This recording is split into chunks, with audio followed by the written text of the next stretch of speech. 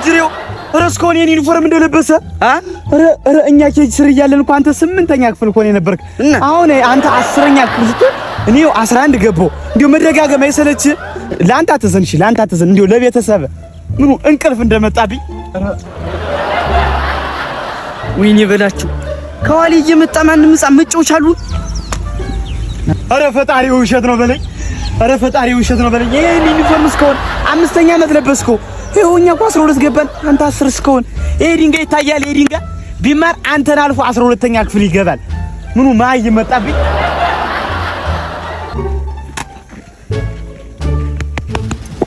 ከትምህርቱ በላይ አንተን ያስቸገርከኝ።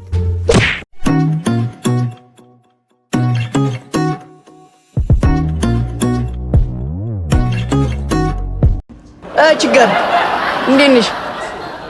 መልሼ ልደውልልሽ እንዳይቆጥርብሽ። እኔማ በዚህ በእናትህ ቤተ መንግስት የሆነ ቤት ውስጥ ነው ያለሁት።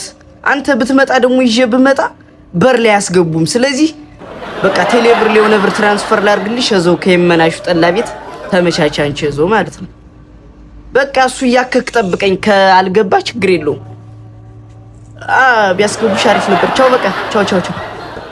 ምንድነው እየጠራው ጆሮ አይሰማም? እንዴት ማን ነው ደግሞ አንተን ያመጣብኝ? ሴት አስተናጋጅልም እንዴት? ማናጀሩን ጥራልኝ፣ ማናጀሩን ጥራልኝ። ሴት እንዲያስተናግደኝ ነው የምፈልገው። ይቅርታው እነሱ ስላልገቡ ነው። ምን ላምጣልሽ? በቃ እሱ የሽቶ ዕቃ የሚመስለውን ነገር አምጣው እስቲ። ይሄ ነው? አዎ ይሄ ስካይ ቮድካ ነው። ኧረ አውቃለሁ። በእናታችሁ እኩል ምንድነው መጠጫ ምናምን ይዘና። እሺ እሺ። ይሄው አባሉ ያው ላምጣልህ መጠጫ። ሴት የሌለበት ቤት እኮ ያው ምንድን ያልሽው ስሙ? ስካይ ቦርድ 2000 ብር ይያል 1500 ብር ይሆን 1200 ብር ምን 300 ብር ሲሆን እኮ ይችላል። እንዳሹ አትፍራ።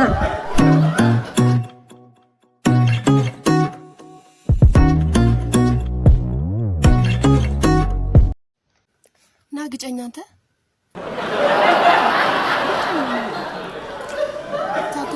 ገሽቶ ተፈምሷል እንዴ? እሱ ሽቶ ቤት ከፍቶ ቢያንስ ቬሎ ቤት አልከፍትም። ናግጨኝ፣ ኧረ ገደለኝ። ናግጨኝ